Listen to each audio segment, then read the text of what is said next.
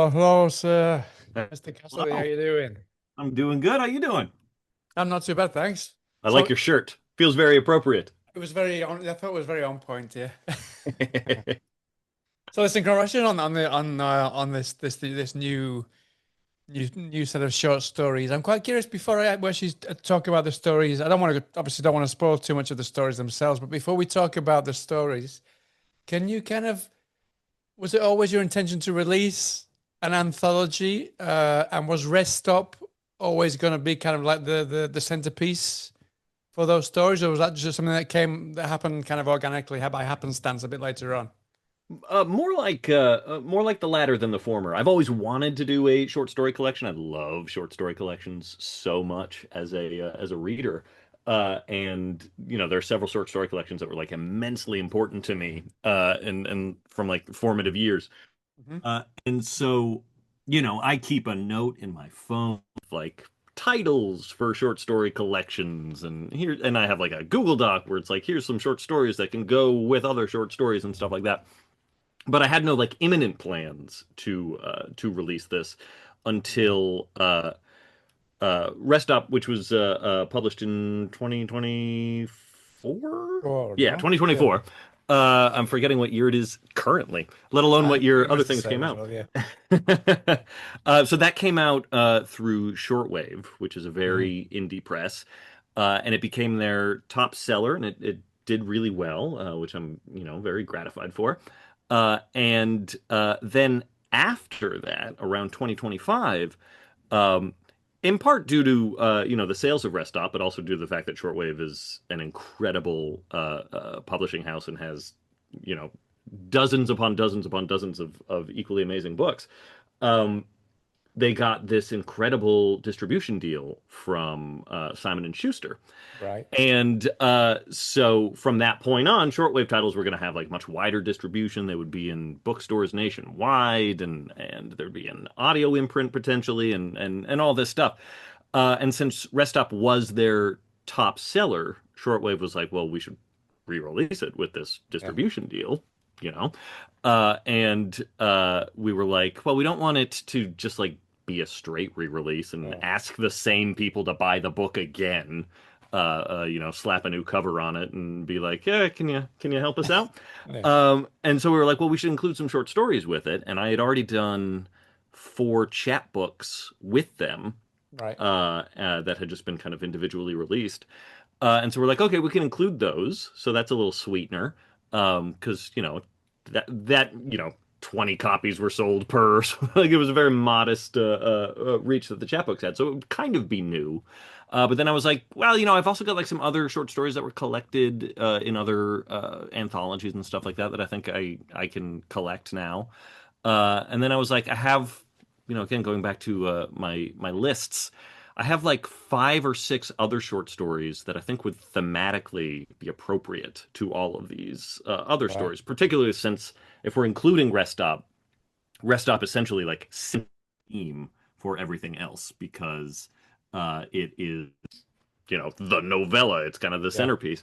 But I have these other short story ideas that I've always wanted to use or pursue, and they would fit really well with stopping with these other stories. So it kind of fortuitously then all kind of fell in place around the same time, which, this being indie publishing was like, I don't know, October of Right. last year. Like it was Yeah. like just a few months ago. And I was like, okay, well, I'll write these additional short stories, so we'll have like brand new material too. And pretty quickly thereafter, we realized like apart from just it originally being like the re-release of a novella with a couple of short stories, like this is like a massive It is a collection huge, now. yes, it's a Yeah, doorstop. Yeah. it's like 500 something pages, and runs the gamut from like stories that are a couple of pages to some novelettes to some technically I think one other story could be a novella as well, which was one of the newest ones. And so around October or so, I started working on these newer short stories Hmm. that hadn't been written yet, and that's around the time when I approached Stephen King to see if he would like to write the intro. thinking, of course he wouldn't. Like he's busy. But then he wound up completely flummoxing me by saying yes. And then when we did the math, realizing like, A, we would have to send him a completed manuscript in time for him to read it and then write something, and then for the book to get like, formatted and copy edited and then printed. I was going to need to finish all these short stories by like November. So I Right. wound up having to kind of in a panic write, again, like some of the longer stories that had been brand new within like a month. It was yet another case of Stephen King proving to be a inspiration to me because I was like, I gotta write these fucking short stories. An Yeah. inspiration, but one hell of a pressure. Yeah, It's like right. just to say, right, Stephen King's going to read these. I've got to get finish it Yeah, exactly. Not before he only, got to get it finished for him to read it, but also then get his green light to say, yeah, I yeah, enjoyed him enough to write you a kind of the introduction. No, right. Which meant not only do the stories need to get done, like they also need to be good enough for my like a number one hero to read. Like yeah, it was very ill-advised, but we did it, and yeah, I'm so glad it all kind of fell out that way because it's I think there's an energy to the collection, if I may say so myself, that I think kind of comes from that mad dash sort of growth. Like yeah, it really could have been a much easier process, but a much less ambitious one. And especially because a lot of the short stories, I'd say about half of them came from my theater background and were originally short plays, much different, right. but the kind of stories came from some short plays. It's also kind of befitting because it has that like madcap, just like dash to the finish line that theater production always has. Of just Right. like I don't know how this is going to get done in time, but we have an audience coming like 3 weeks from now, and we just have to put it all together and make something. So yeah, Are it you, grew very organically. are you able to share which ones were the ones that were the final Mad Dash ones? Because I Yeah. mean, I know that none of them felt rushed, but I completely agree that some of Oh, them good. really do kind of feel very, like you said, they're really kind of very pacey. Because I guess Yeah. because you were kind of writing them Yeah. I was like, in no, quite no time. kind of rush. Yeah, It was Into the Life of Things, the yoga cult right. one. Run for Your Life, the Beatles one. Which is Um, fantastic. I absolutely love yeah, that one. thank you. Oh, So thank you, good. sir. That means a lot to hear. Um, what other ones?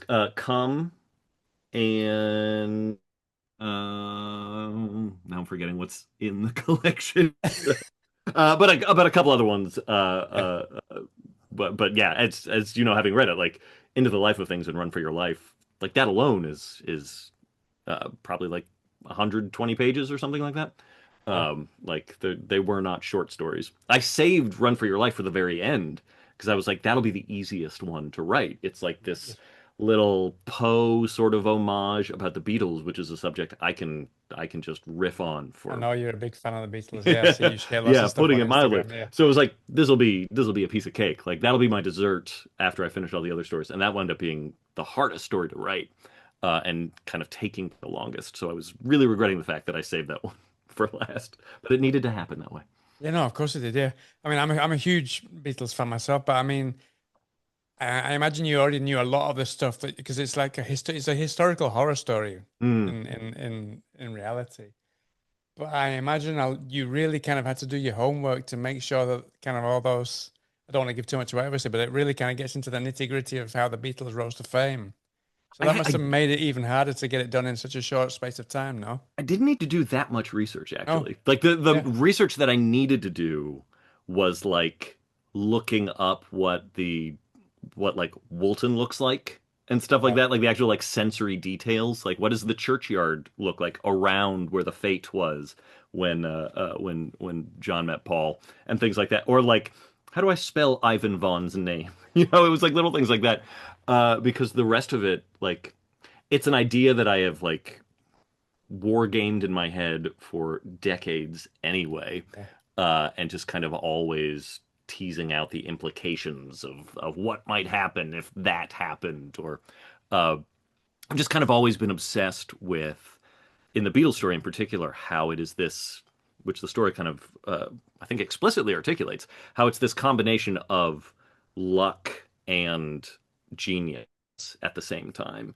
because they're Yeah. just like all these counterfactuals that could have completely changed the Beatles story, like even down to like originally the White Album was going to be named A Doll's House, and like would it have been as impactful if it Yeah. weren't the White Album? Like the White Album, which I know it's not technically called, it's just called the Beatles, but like you can look up the cover art for what A Doll's House was supposed to look like.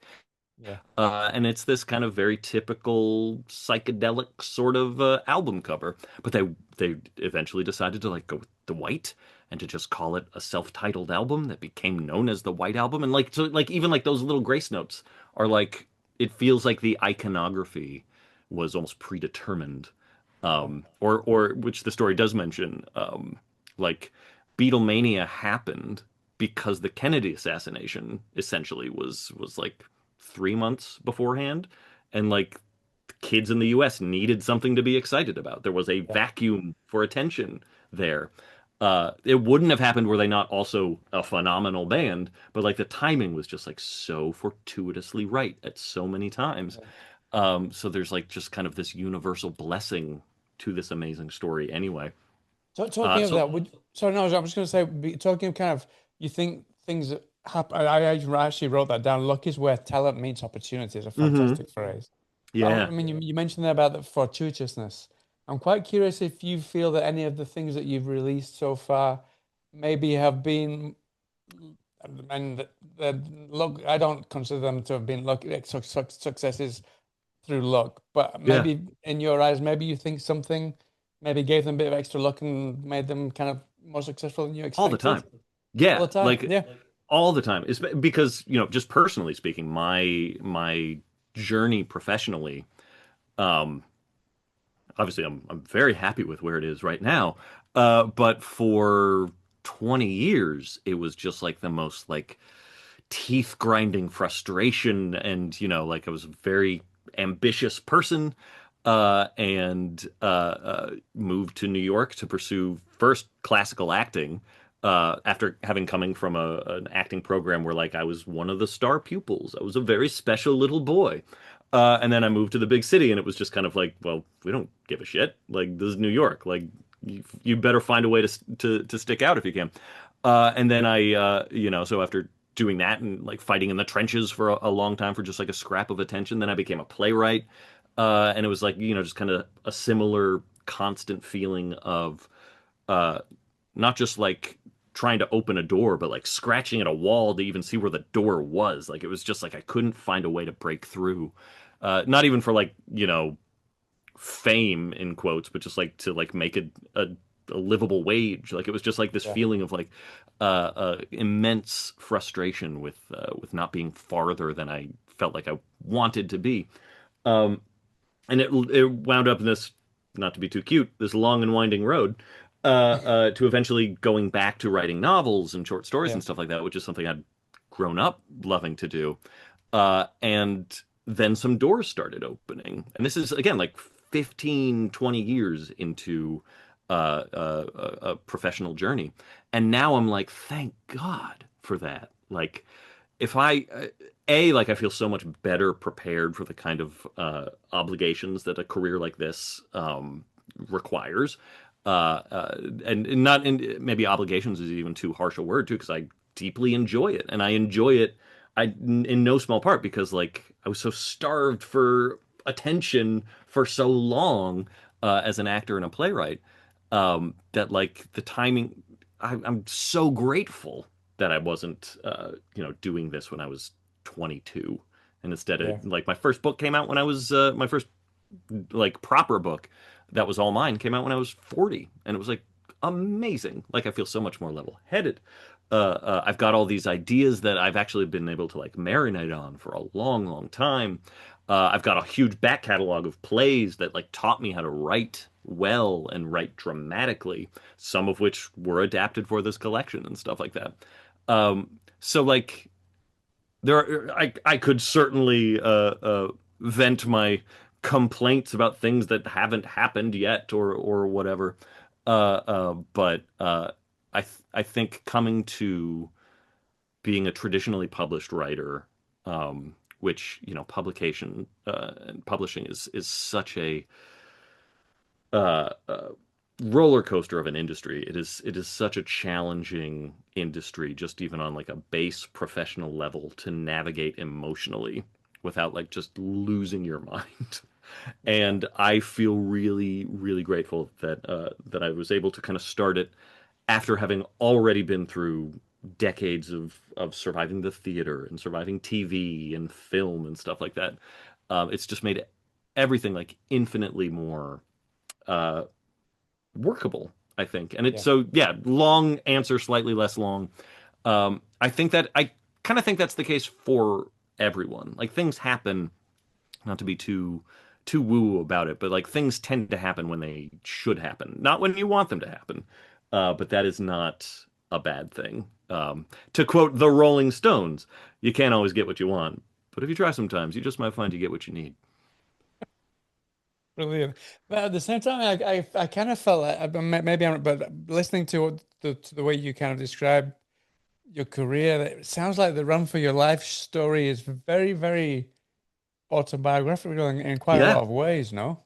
yeah, yeah. I think that's one of the reasons why it wound up being such a challenge, an unexpected challenge to write, because I thought it was just going to be like a silly little like suspense story that Yeah. would just kind of be a fun way to show off all I know about the Beatles.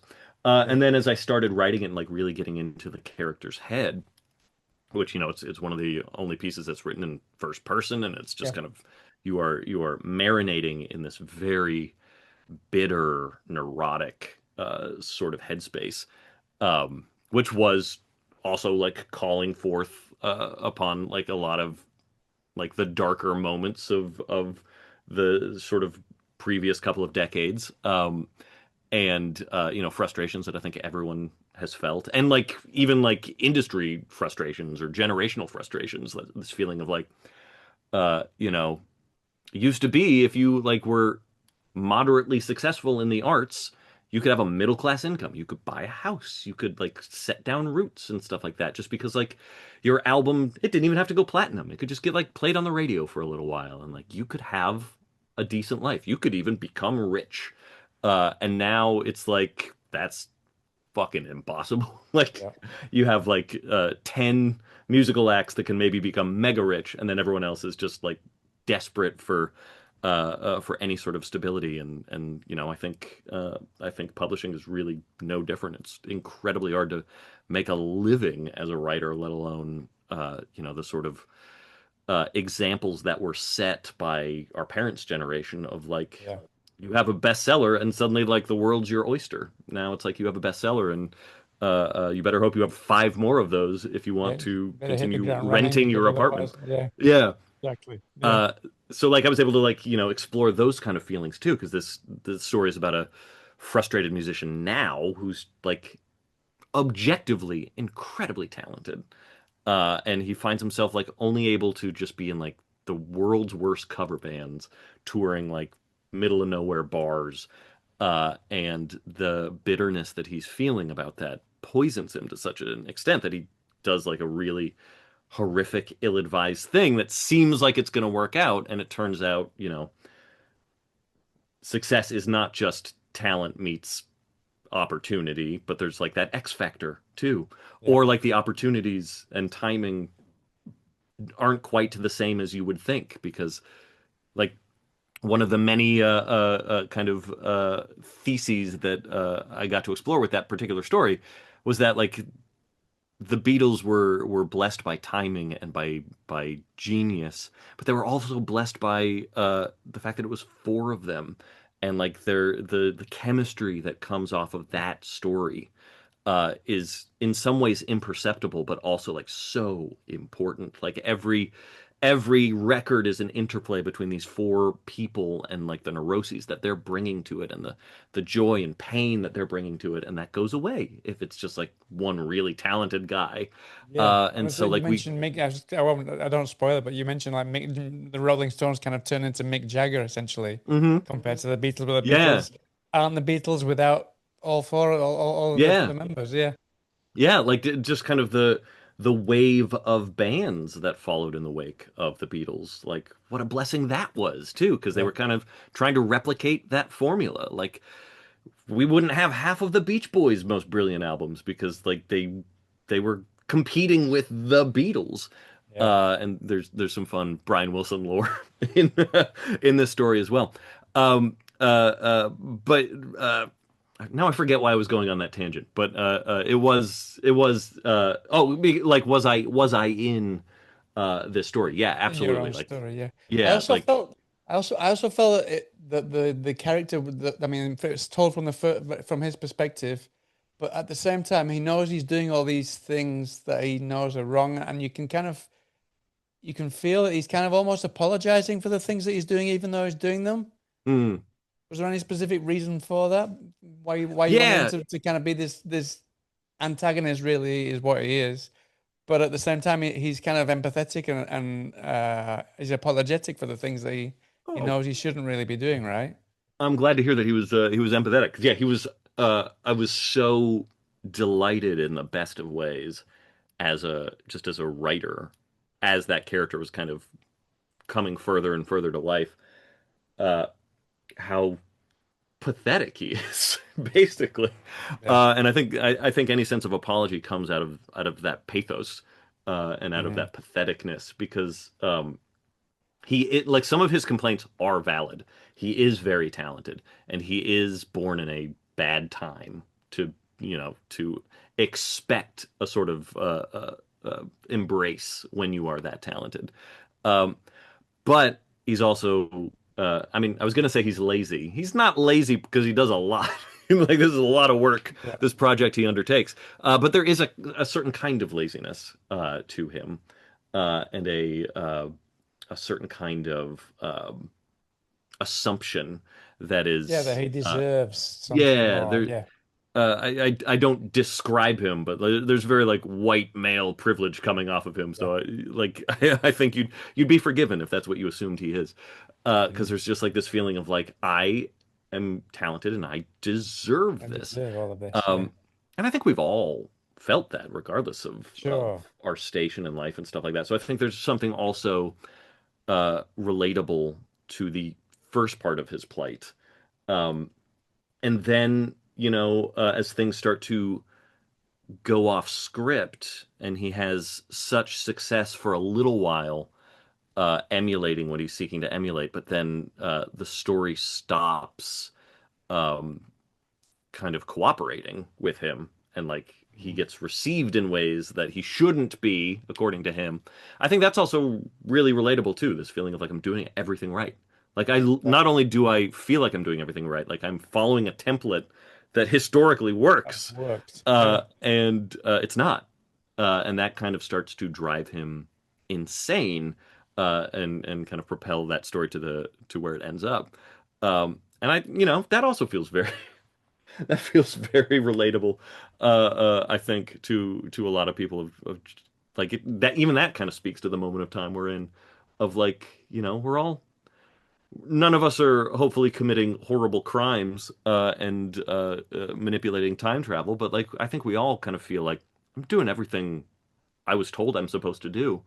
Yeah. And like why can't I buy a house? Why can't I be told I'm special? Like this is a kind of moment culturally, I think, for that anguishing cry that comes from a very real place because like we're all doing the things are supposed to be doing and it is not working out the way we were Mhm. promised. Um, but he just also happens to be a real shit guy as well. And I But I mean, gotta say, obviously, like I was aware while I was writing that too. I think yet another thing that made it so challenging was I was like, there was a moment where I was like, well, maybe I just send the collection to Stephen King without this story because this was the last story and it was taking longer than it was supposed to. Mhm. And like as I was writing the story, I started being really aware that like this is a story about fan assumption and a sort of like self-aggrandizement that's like I'm worthy of my heroes. And here I was like sending it to my hero being like, what do you think of this story? Like Yeah. I like it like got into my head that I was like uh, is he going to read between the lines in this story in a way that like is disturbing in a way it's not supposed to be? Uh, Um, especially because like as a celebrity of his generation, I think they were all traumatized by John Lennon's death, whether they were Beatles fans or yeah. not. But like that was what like the kind of quintessential loss of innocence moment for that generation in middle age, for celebrities in Mhm. particular, who was like, our fans are out to fucking kill us now. Yep. Like he was not only was he murdered by a fan, he was murdered by a fan who like had just asked for his autograph and was like standing outside his house, knew where he lived. So like I think the John Lennon of it all um, changed a lot of people of that generation's relationship to their own fame. And so like I did have some moments of self-doubt when I was working on that story. And then ultimately I was able to finish it in time to send to him. And I Yeah. think he received it in the way I had hoped because I was like, I think he's really gonna like this story. When I wasn't having my crisis of confidence, I was like, I think he'll know what I'm doing with this story, and he did. But yeah, I came very close to just being like, fuck it, it's slowing me down, Yeah. and I'm kind of wigged out by it a little bit. So why don't I just send it to him without? Uh-huh. I'm quite curious. Did you get to speak to him afterwards about the stories? Because this one specifically, I mean, you mentioned that the JFK assassination, he wrote Hmm. his own story that kind of has Yeah. time travel and JFK. So I'm quite curious what kind of feedback you got from him specifically about that story because there are kind of thematic Yeah, it similarities with is. that one, no? It does like tip its hat a little bit to Yeah. 11/22/63. Um, No, I haven't spoken to him like specifically about each individual one. We've exchanged a good amount of emails like as he was working on the intro and then afterwards where he would occasionally mention some of the specific titles and stuff like that. But I would love that. Of course. Of Obviously, I would love course. to just like sit down and be like compliment me more. Uh, but he's done enough. He's done enough and it's appreciated. Uh-huh. Brilliant. Also, but something that I really appreciated, and this is the last question I ask about this story, this specific story. I really love this story so much. But Oh, thank the you. last question. I really love the fact that you also mentioned that the protagonist, antagonist, whatever you want to call him, he always ensured there were kind of hiccups and pimples in the music, which is something that Hmm. I really appreciate now. Last year, I was when I decided on my favorite albums from the year. I went with the Lemonheads album because it had the most hiccups and pimples Yeah. and kind of mistakes and kind of just it was just so raw and human. So Yeah. I'm quite curious if you specifically included that as kind of your get off my chest things about AI. Yeah, I mean the story in general is kind of a an anti-AI Yeah. story as well because going back to that feeling of assumption and laziness and like I did the work, so why aren't I as famous and beloved? And it's like, well, you didn't do the work. You stole someone else's ideas Yep. and just kind of preemptively Changed it a little copied the bit, work. which Yeah. someone else, yeah, which Yeah. ChatGPT kind of does. Yeah. Uh-huh. So yeah, like that was definitely I didn't realize it until kind of midway After, through yeah, writing right. it. But that is definitely a part of it. And it's also just kind of my operating principle as an artist too. Like I'm a big believer in the flaws and have been even before AI was a concern, that the flaws are kind of the ultimate selling point of a work of art. Like I'm not that interested in perfection. I love the moments where like there is a weird sort of irregularity or something like that. Like David Lynch is also one of my artistic North Stars, and he famously would embrace inconsistency and on-set irregularities and things like we have Bob in Twin Peaks because he got Robert Silva, who was a set dresser at the time, Right. accidentally reflected in a mirror during one setup, and he was like, Yeah. "Oh, that's interesting." Like I love that sort of stuff, and the Beatles canon is full of it. There's The a lot Beatles are of kind of I mean that documentary that they released yeah. not that long ago, but it just it was they Oh wanted it yeah. as raw and live as possible. Yeah. Yeah. And even like their most like studio set albums, you know, the stuff post touring and pre Get Back, like there are all kinds of things that even they couldn't recreate. Tomorrow Never Knows is a song that can't really ever be recreated because like they were live running tape effects through spools and stuff like that and like got that very specific sound because that's how the tape spools were going. Or you know, a very small example, but just one of thousands. Like Paul McCartney accidentally messed up the last verse of "Obla Di Obla Da," and that's why the gender swap happens, and that winds up becoming like one of the most interesting things about that song. And that only happened because they had like done that song like 40 times in a row, and everybody hated it, and there was just like this manic energy to the last take.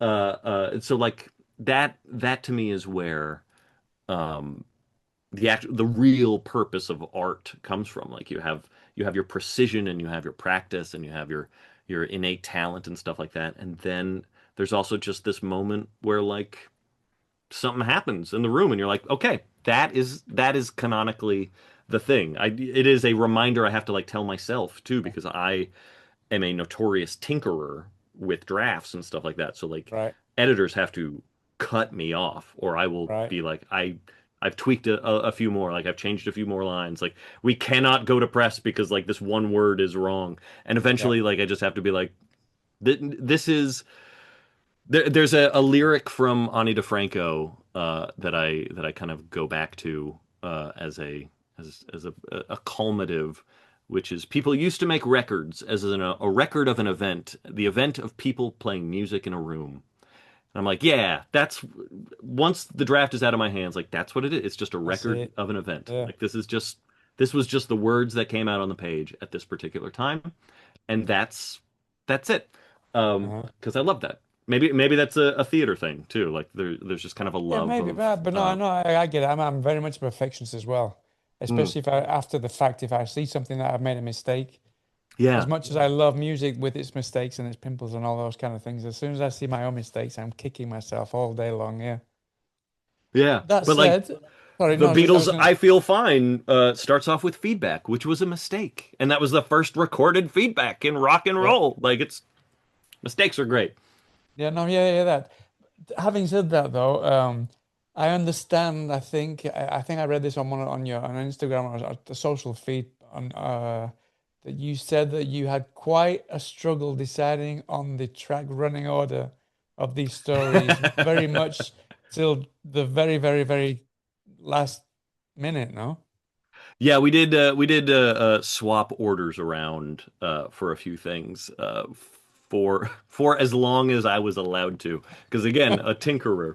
Yeah, it's also as a speaking as a musician, like I knew that the order of stories was going to be very important to me, hopefully to readers as like hopefully yeah, they will subconsciously pick up the flow works in a certain way. I don't want it to be a thing like anyone like has to like concern themselves about because the nice thing about short story collections is you can also just kind of read pick them it up and yeah. modularly. Yeah.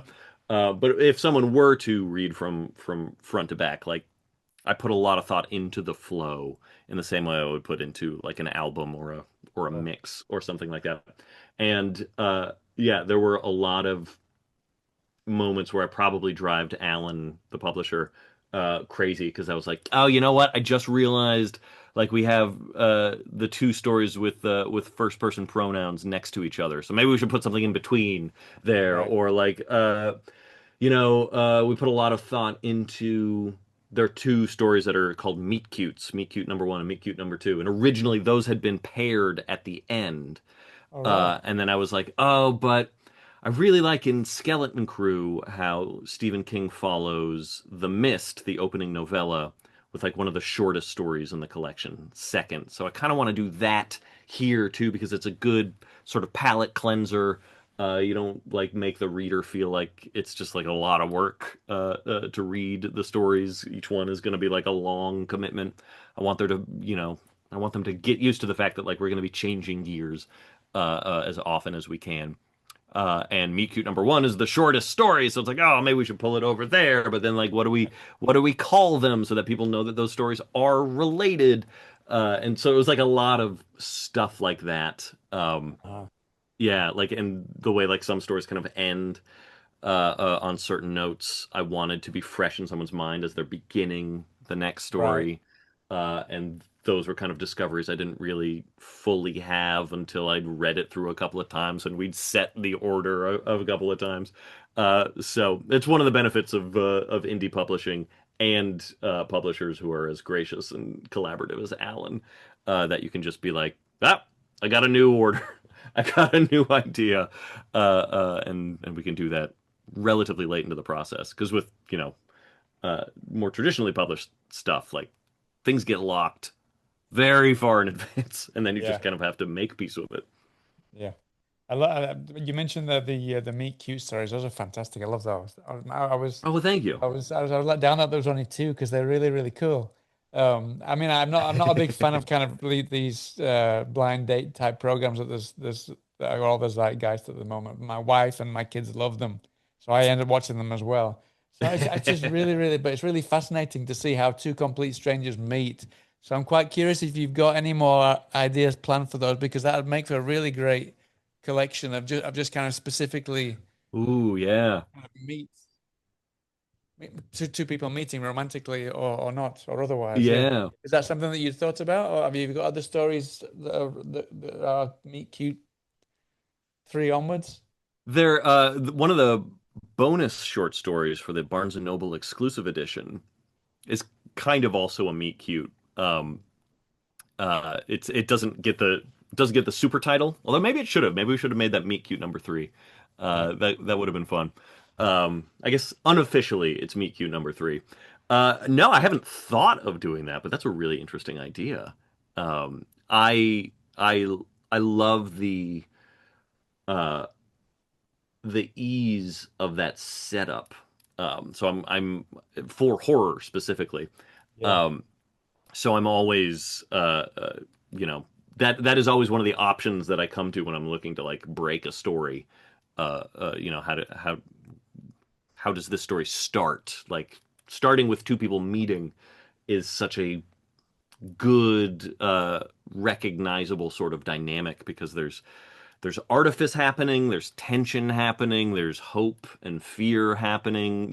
These uh, ostensibly it's two strangers, so they're able to be whoever they want to be at that stage in the relationship. But then there's like the true self that sometimes is kind of unrepressible that can come out. And both of those stories were originally plays. You can probably intuit that Oh, they were because plays, they're right? they're just kind of based on conversation. And I had known pretty early on in the gathering process of stories for this collection that um, again with Rest Stop sort of setting the tenor. Rest Stop is all about claustrophobia and loneliness and isolation and kind of a sense of self and identity and stuff like that. And then ultimately confrontation. So like I knew most of the stories, if not all of the stories, would need to be about one of those sort of things, if not multiple of those things at the same time. And that's why there were a lot of like previous play scripts then that I was like, oh, that would be an interesting like story to revisit because so much of theater of necessity, unless you have a big budget or you're telling it in a really like explicit theatrical way, you're kind of required to have them be set in as simplistic and stageable interpersonal dynamics as possible, which often are like people sitting in a room talking. Mhm. And like, how can I tell this story through primarily dialogue and behavior and interaction? If you really want to be Aristotelian about it too, like in the same room happening in real time with these characters.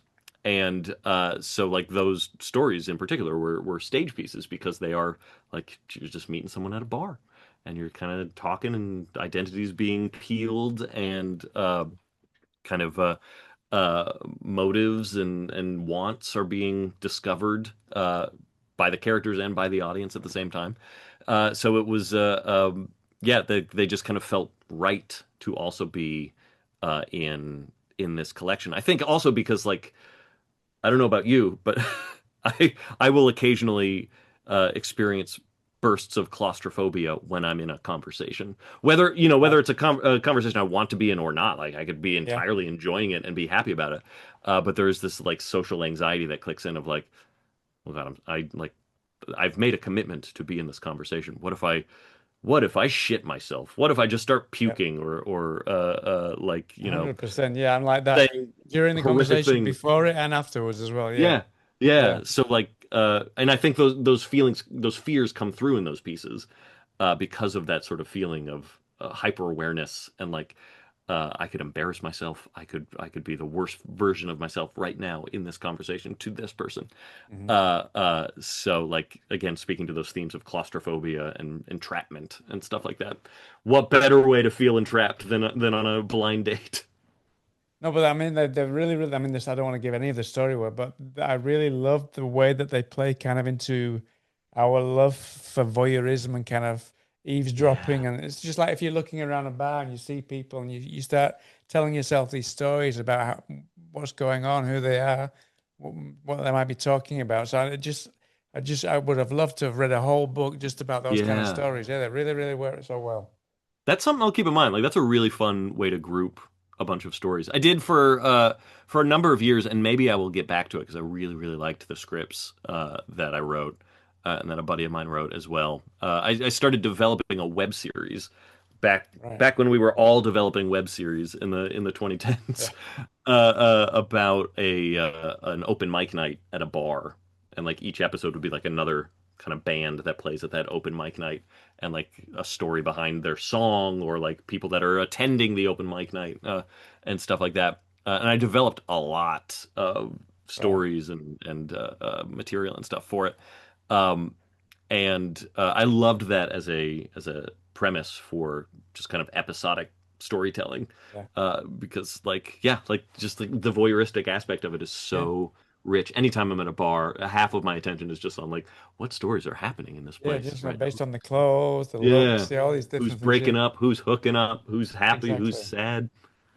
People love that. Over here in Spain, we used to. I don't know if you've had something similar over there in the States, but we had like it was like a Saturday night show, a bit like Hmm. Saturday Night Live, and they had a section which was just an old couple, a middle-aged couple, and a young couple laying in bed, and just the conversations that they would typically have Oh before they go to wow. sleep. And it was so it was just it sounds really, really. It could have been really boring, but it was just so funny. Really, really Yeah. good. Oh, I Yeah. love that. Well, do you remember the name of that?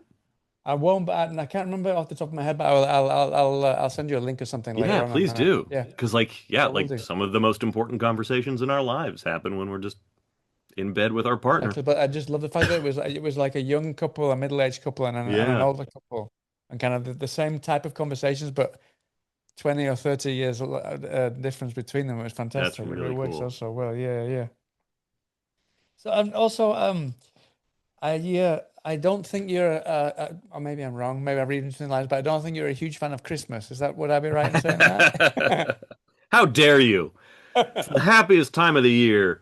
I don't even want No, to imagine how you decorate the tree.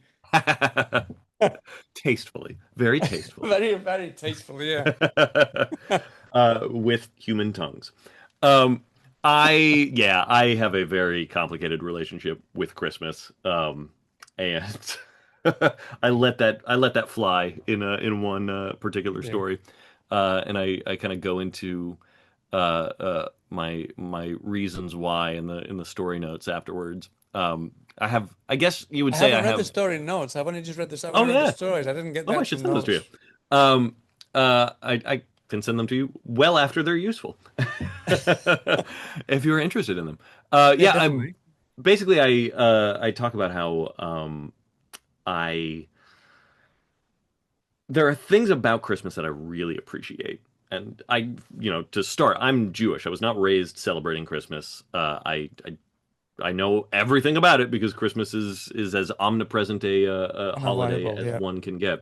But like it is not my holiday. It's just kind of a holiday that I observe. I didn't celebrate a proper Christmas until I think it was in my 30s, and some Really? friends Yeah. had me and my girlfriend at the time stay over, and like so I got to like wake up and experience like stockings and just like eating sweets for an entire day. It felt awful. It was a very punishing holiday, but I saw the appeal of it. And I really saw the appeal of it. I started seeing the appeal of it when I moved to New York, when I was like 23 or something like that. Because I grew up in the desert. I grew up where there's sunshine 300 days out of the year. Right. And like I have very little awareness of any sort of seasonal change during my childhood at all. Like I'm sure it happened. Like I know the sun set earlier and later at a certain point, but I only know that intellectually. I have no memory of like that ever being a concern. And then I moved to New York and experienced my first winter as like a conscious being, and like the sun sets at like 4 p.m. and it's just like darkness and cold for it feels like 6 months out of the year. Like it is just like the most brutal, punishing, seasonal kind of gauntlet to go through. And so I started experiencing seasonal depression in a way that I thought it was bullshit. I thought because the acronym for it is SAD, seasonal affective disorder, and I was like, that's nonsense. That is the dumbest thing I've ever heard. And then as soon as I actually experienced seasonal change, I was like, oh my God, it's so real. I Yeah. cannot. I'm so just sad all the time. And it like started like triggering like panic disorder and like all of this stuff. Like it Right. really messed me up. And so I started to realize like, oh wow, how poignant and beautiful that like as a species, cross culturally, we have all these like festivals of light during The the dark winter and stuff like season. that. Like Yeah. that makes so much sense to me. I love it. But then so for a little while I was like, yay, Christmas. Christmas is great. Like what a beautiful little holiday. But uh this was around the same time that like the really just beyond irritating Fox News sponsored War on Christmas nonsense like really kicked into overdrive, and to have to hear from a sort of shrieking subculture of people who are just like so mad that it's acceptable practice now to say season's greetings instead of Merry Christmas, Right. like their freedom is being wrenched out of their fucking hands because like Starbucks has a non-denominational cup during the winter season now, and like there are presidential candidates and then presidents who are running on a platform of just absolute hate. And one of the things they're crowing as an accomplishment is we can say Merry Christmas again. And like as someone who again was not raised in Christmas, I know everything about Christmas. I Yeah. can tell you so much about Christmas. How much about my holiday do you know? Yeah. Like just this feeling of like deep resentment and anger over Christmas Mm. now.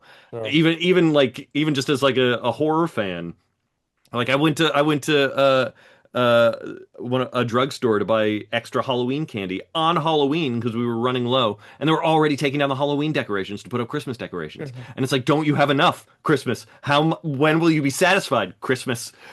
So yeah, I have a very fraught relationship with Christmas. It fills me with a lot of anger and frustration and whimsy and love, and like there's a lot about it that is beautiful and whatnot too. And so I put some of that into this one particular story. And I will say I do have a screenplay that is a holiday anthology of just horror stories set during Christmas. So Right. I don't have the Meet Cute anthology yet, but I do have the Nat has a very fractious relationship with Christmas anthology.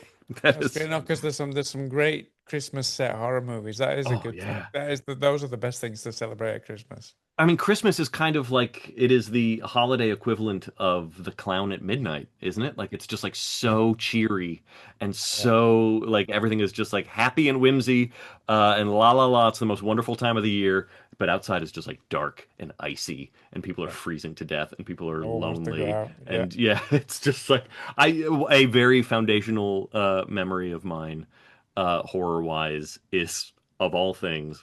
I'm gonna forgive you if you weren't assuming this is what I was about to say. But the opening of Jaws 4, Jaws the Revenge, has someone being eaten by a shark while Christmas carolers are singing on the pier. And like that movie is objectively terrible. It is one of the worst movies ever made.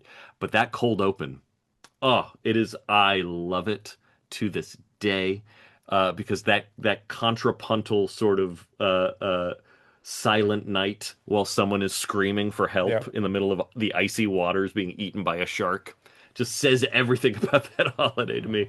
I love it so. yeah. No, no, I'm a huge fan of Gremlins as well. Gremlins for me is Yeah. for Christmas as well. It just kind Oh of yeah. like plays on. There's the scene where they're singing Christmas carols and Uh-huh. the old biddy goes flying out the windows. It Yep. reminded me when you said that about Jaws. Yeah. Yeah. And Uh-huh. Phoebe Cates' monologue. Oh. So good. Yeah, yeah. So listen, in that same story, obviously, again, I don't want to spoil it, but when I was reading it, obviously it talks a little bit. I mean, the story itself is called Nice, Hmm. and it's about you've got to be naughty. You're going to be on the naughty list or the nice list. Um, and it was I loved the way that you handled a kid's innocence of what is being naughty and what is being nice. Hmm. And it kind of felt almost like why people love horror so much because it feels like they shouldn't be reading this stuff, but it feels so great so that they do it. Oh, I love that. Did it come from there or is that something I completely invented by myself? Well, I think that is a great interpretation of it. I love that. I wasn't conscious of that, but kind of that kind of answers a question in my head in a weird way because I have seen a lot of people single that story out as like one of their favorites, which is great. Yeah, I got no complaint with that. But like, I had assumed that would be one of the one of the trifles of the collection. Like it would just be like, Right. yeah, this is a silly one, but it has really with a lot of people. And maybe it speaks to that what you just described. It kind of reminds me of one of my favorite shows of recent times is The Good Place, and there is I've a just been watching that with my kids. Yeah, they love it. Yeah. oh yeah, oh it's so brilliant. I love that show. I loved it while watching it, and then like the more I like sit and think about certain aspects of it, I just love it more and more and more. I think it is such a profound and beautiful show. And for those that don't know, Good Place. The Good Place is heaven, Heaven. Yeah. and it's about some sitcom characters wrestling with the afterlife. I won't spoil much, but because it's also a shockingly plot heavy show. But one of the there's a moment at some point during the series that I'll keep as vague as possible. But someone realizes how uh, it is almost impossible to get into heaven because as a modern contemporary person, because everything we do has some sort of grievous sin attached to it Connotation. Yeah. at somewhere along the lines. Like you go buy an apple at the store and that apple was, factory farmed and was on stolen land and was picked by someone who was being taken advantage of by a cruel immigration system and like so there's just like you're breaking moral rules at every step whether you want to or not, and that is Hmm. deeply unfair and a deeply unworkable system. And again, this is a sitcom. This is a light, frothy little sitcom. But like that is, I think, such a profound reflection of a severe flaw in a lot of religious systems' idea of judgment, and a deeply unfair thing to wrestle with. Whether it is morally correct or not, that's kind of your own interpretation to make. But there is this feeling of like, if you really want to be a good person, is that even possible? Like, let alone as like an American in the 21st century. Like, how much atonement is enough? How much change in your behavior is enough? Like, I'm rinsing out my yogurt cups and peeling the labels off of them before I put them in the recycling bin. Is that enough? Like, Yeah. I don't know, because what if the recycling just goes into the landfill and I didn't intend for it to? Like, there are just like so many, or like, what if the yogurt is not like fully free trade, fair trade products, or it's not fully organic, and it comes from animal cruelty, and I didn't intend it. Like, it's just you can drive yourself crazy, and like I was enjoying that element to this story as well of like how does one be nice and naughty? How does one Yeah. differentiate what is nice and what is naughty? Because the character that is posing that question, a dubious character for sure, but like I think there is some validity to that point that he makes at the beginning of like you think you're being nice because you're getting a reward, but that reward comes at a cost. So are you actually being nice by being nice, or would it then actually in the long run be nicer if you were naughty because then you weren't having to get that reward? It's a conundrum. Yeah, yeah, no, but it's a lot deeper. I mean, obviously, I don't know if you were aware of it. I just felt a lot deep. I felt like you were going somewhere a lot deeper than it kind of appears at face value. Yeah. Yeah. Uh-huh. That's the And glory of horror. that kind of takes me back to what you said before as well about being kind of very self-aware and hyper vigilant of how you converse with people, how you speak with Mm, people, especially people that you've never met before. So I'm guessing yeah. that a lot of that played into the relationship stories as well, I guess. Yeah, just like this, there is, whether it is a story about like someone trapped in a bathroom or somebody, a couple having difficulty while on like a yoga retreat, or even the kind of the one poem of the piece is basically like an old woman waiting out in the dark watching a lunar eclipse. Like it's all just kind of about the high wire act of interacting with other people and not knowing who has an agenda, who doesn't have an agenda, your own agendas, like the unfairness of even needing to think of those things in the first place, and like just trying to Yeah. have like unweighted interpersonal relationships with other people. And yeah, it's this being a horror collection, like there is obviously an interest in finding stories where that tension is legitimate. But one of the things I really loved about the including the final piece, which is like this weird experimental theater piece Yeah, very that experimental, yeah. yeah, that I debated including for a while because I Mm, think some people will really not like it. And it is the final closing piece of yeah. the book. But I think for those that do like it, or for those who like really sit with it or experience it the way um, you don't have to experience it this way, but like the best way to experience it is as the piece kind of prescribes, which is As a reading it group. out loud in a group. Yeah, as Yeah. an ensemble piece, Um, yeah.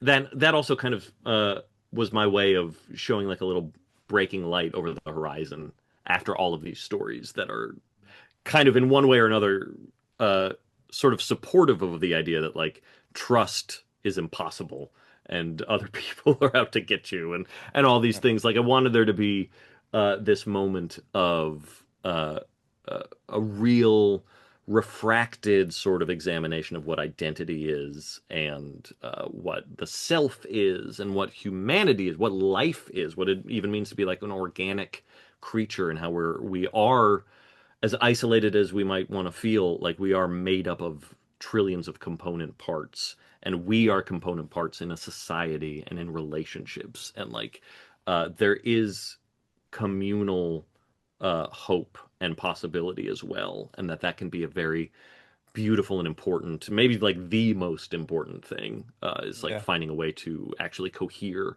as a group, and kind of let go of questions of identity Yeah. at a Like a certain leap point. of faith, yeah. Uh-huh. Yeah. Yeah, it was quite funny. It reminded me, I mean, like when what you said there reminded me of Gary Oldman. He said that he used to be very self-aware of kind of what people were thinking, but then he completely got rid of his anxieties of that. He Hmm. said, the way that I don't get concerned about things is I tell myself it's none of my fucking business what other people think of me. Yeah. That's their problem. And he said as Yeah. soon as he started thinking that, he's kind of he takes a leap of faith and he's just himself and Yeah. yeah. I love that. I love it. My version of that, the thing that like really helped me with certain social anxieties. I don't know why I'm telling this, but I'm full of cold medicine, so I'm going to. Okay. But it was very helpful, and like it helps me during moments of social stress to just remember like everyone you are interacting with is probably worried about when they're next going to be able to take a So shit. Like they all have gastrointestinal problems, and everyone, at least 10% of their social interaction in their brain is like, I think my stomach hurts. Like I gotta figure out when I'm gonna go to the bathroom next. So like, how can you take anything sure. personally then? Yeah. When someone like speeds by on the highway and like they're reckless driving, and you just want to like chase them down and beat the shit out of them, it's like, well, maybe they just really needed the toilet. Like, That's a great fine, way. okay, the great humanizer. I'm gonna tell my wife that's gonna come in handy my wife because she hates having to go to the bathroom in Yeah, public places. So yeah. I'm gonna give her your advice as soon as I Yeah, finish she's this not chat. Yeah. alone. She's not alone. And next time you have an interaction with someone who's being unpleasant, maybe that's why. Brilliant. Listen, I don't want to keep you too any longer. But before I go, I mean, last time I spoke to you was about when the wolf comes home, and I asked you a little bit about the artwork. So I can't not ask you about Rest Stop, and of course, there's this new anthology. What's with the googly eyes, and how involved are you with the artwork? Well, Alan of Shortwave is a design genius. He is brilliant at cover design and layout design and stuff like that. And you know, Shortwave is a one man show. So Mhm. all of their books, which are all equally just like immaculately put together and just are gorgeous, that's all him. He has a real knack for visual language and layout and kind of iconography and stuff like that. And he's also, despite being so good at this, uh, really great at collaborating and getting approval and getting feedback and kind of adjusting his vision to yours. And so we worked on like the, I guess you'd call it iconography of the visuals um, for a fair amount of time. It was you know the googly eyes come from Rest Stop, and that was kind of a fun one-upmanship while we were working on the original release of Rest Stop, the solo Yeah. release of Rest Stop. It started with just kind of like the bloody tiles and the ransom note kind of font typography, whatever you want to call. And then it was like then I'd be like, "Ooh, can you add like some googly eyes in Yeah. there?" Like a couple in the corner, and then he'd send me a mock-up, and I'd be like, "Ooh, can you Is move there any one like over specific here reason and though over for the there?" googly eyes? Because there is a mention of googly eyes in one of the short stories. Yeah, it Very is. specific, very Yeah, it specific mention. there are cosmic connotations, I would Yeah. say, or maybe cosmic's the wrong word. Maybe existential is the right word. Yep. Like there is, because again, going back to the themes of the piece as a whole, the holistic themes really come down to like identity and things like that, and who you are. And who the other person is, and these are things that are usually communicated through eyes.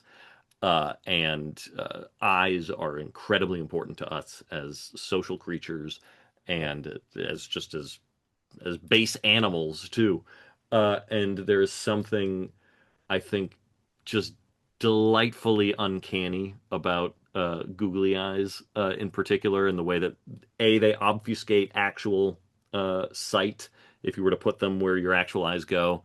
But like we're also hardwired to read into like fully round open eyes as maybe like a threat or an indication that something is wrong, and the fact that the pupils kind of roll around in a very like mad dog sort of way. I love them. I love them. They Mhm. speaking of clowns at midnight, like they're just like such a whimsical little thing that communicates such tension at times. Um, and Rest Stop, the googly eyes also kind of speak to. Uh, I don't want to spoil anything for anyone who hasn't read Rest Stop, but like the ultimate identity of the person behind the bad things happening Hmm. in Rest Right. Stop is kind of left to a certain amount of interpretation, and those eyes are a sort of theological and cosmic and existential sort of symbol of a lot of stuff. There's some weighted extra baggage to that. Um, and so like we knew googly eyes were going to be like important to I know a place now that it is not just Rest Stop. And Alan was so great at like peppering the actual text of Rest Stop with like literal googly eyes every now and then during key moments. So I was like, that needs to happen in the collection at some point too. Like we don't want anything to feel arbitrary or wasted. Like everything's got to Yeah. have like a little bit of a payoff, even if you don't notice it. Like it's just kind of the way I like to operate. I always like things to rhyme or come to a conclusion in some way or another. And the keys then came from uh, I th when did we first start working with keys? I think that might have been Alan's idea coming off of my original idea, which was doors. Like I thought it'd be neat to have like doors as like the art in between each story. Story. Like, Yeah. this has a bathroom stall door. This has the door to a school. This has the door to a yurt. Like Right. just kind of each place is a location. And then I think that just wound up being a little too cluttered. And the keys, unless I'm misremembering, the keys then were like the next evolution of that. And you know, the ability to have the head of each key be an eye then kind of ties Makes sense. nicely into Yeah. that idea of like, these are selves, these are identities that you are unlocking, and also the idea that like each short story, in a way, is a key to another place or another character and stuff like that. So this is a book that is just kind of like a collection of keys into different locations, um, and I like that. I like the promise of a key. I like the mystery of a key, especially when you find a key and you're like, what does this go to? Like that's Yeah. just it's just neat. No, no, it makes complete sense. And there's like certain even paragraphs are separated by keys. It's like you're kind Yeah, of yeah, opening another door, another kind of yeah. peeling away another layer of the onion now. Yeah, very much so. Yeah. So this is, I mean, will you be taking this on tour, this book? Will you be, 'cause I know you like to, I know that with the other books you tend to go on tour, you take the guitar with you and everything and a bit of a show. Yeah. We'll be able to I, catch up with you. we don't have a lot planned for this yet, unfortunately. I'll be in Pennsylvania at Thriller Delphia, one of my favorite bookstore names. I've never gotten to see the store in person, but we'll be doing a pre-launch event for the book on May 2nd. And I'll be joining a conversation with the brilliant ML Rio of If We Were Villains and Hot Wax and Graveyard Shift. And then I have a New York launch event on May 5th, where when the book actually is officially released, and I'll be with the also brilliant Rachel Harrison and Awesome. Clay McLeod Chapman, my two buds, Fantastic. who I'm super excited they wanted to do this with me. And then Where's that? Where will that be in New York? Oh, that's in the Twisted Spine Twisted in Spine. Brooklyn. I need to get to New York to get to that Yes, you place because do. it just looks so, so good. Oh my God, please come and then visit that store immediately. It is Yeah. incredible. And then I've got a fair amount of like appearances for the rest of the year. Right. Um, but none of them are specifically Specifically for this for I Know book. a Is Place. it for Yeah. also kind of conversation with other releases as well and stuff like that? Yeah. Yeah, exactly. Or they're like larger author events or something like that. But I'm gonna try and get a few more on the calendar. So this is my very long-winded way of saying, uh, we'll see. Oh, great deal. So, yeah. Stay tuned. Brilliant. Well, listen, Nat, it's always a pleasure to speak to you, man. Oh, you I too, man. I love the book. I mean, you can see them all in the background. I can't wait to get the other one in my hands as well. Oh, And thank you. Thank you well, for reading. both because I know that there's two different versions, right? You've got there's the one with the extra stories, and Hmm. then there's the original one. But they've Yeah. both got Stephen King's words of Yes. praise in there as well. So Yes, they do. yeah, No way we're leaving that out. brilliant. Well, listen, thanks again for your time. Always a Oh, pleasure to thank you, speak man. to you. I wish you the best of success with the release, Thank and you. hope to get to speak to you again sometime soon. Anytime.